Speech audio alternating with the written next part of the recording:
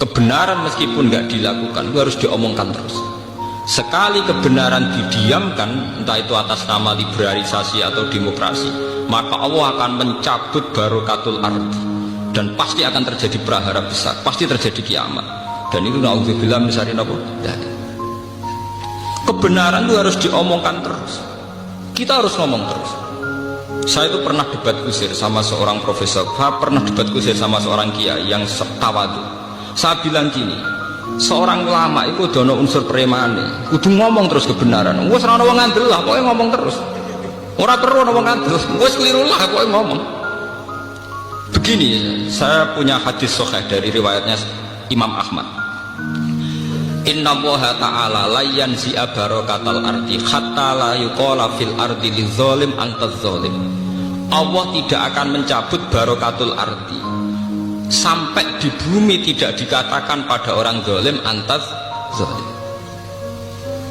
Sekarang begini misalnya, contoh paling mudah yang kita mendapat berkah. Contoh paling mudah kita mendapat berkah dari contoh ini.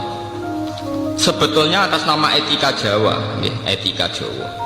Kita nanti tonggo lonte, iku sawangane secara etika, wis urusane dewi-dewi. Ora usah mbok omongno iku lonte, sundel, sembah kon.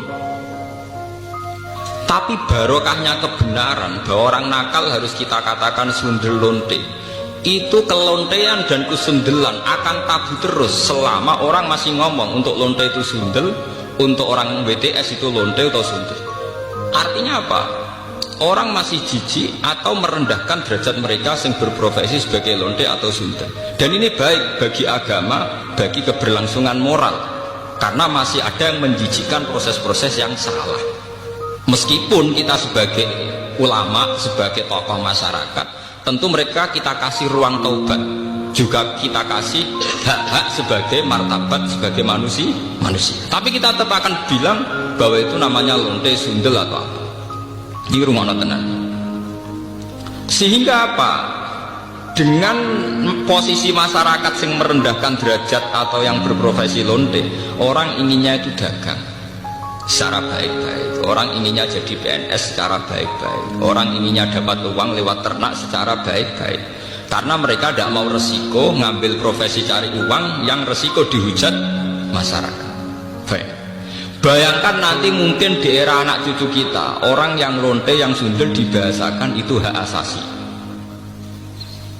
Sehingga orang mungkin generasi anak cucu kita sudah tidak ada istilah lonte sundel. Setiap perilaku sosial dianggap hak asasi. Dan itu awal dari tidak ada agama. Awal dari tidak ada agama. Karena kemudian sing ternak ya hak asasi, sing lonte dianggap hak. Itu bahaya sekali bagi keberlangsungan agama dan moral, dan negara juga nanti repot.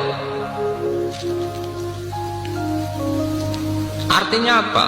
Sebetulnya sifat-sifat anarkis masyarakat, anarkis dengan tanda kutip anarkis terutama dalam perkataan, maling darani maling, lonte darani lonte, itu menolong agama. Karena dengan stigma, dengan pelakupan masyarakat sing jelek, perilaku ini terdianggap jijik. Dengan dianggap jijik, agama bisa jalan. Artinya bisa jalan ya ten, karena si A yang lonte itu dihujat masyarakat, yang lain-lain nggak pernah ingin cita-cita jadi lonte.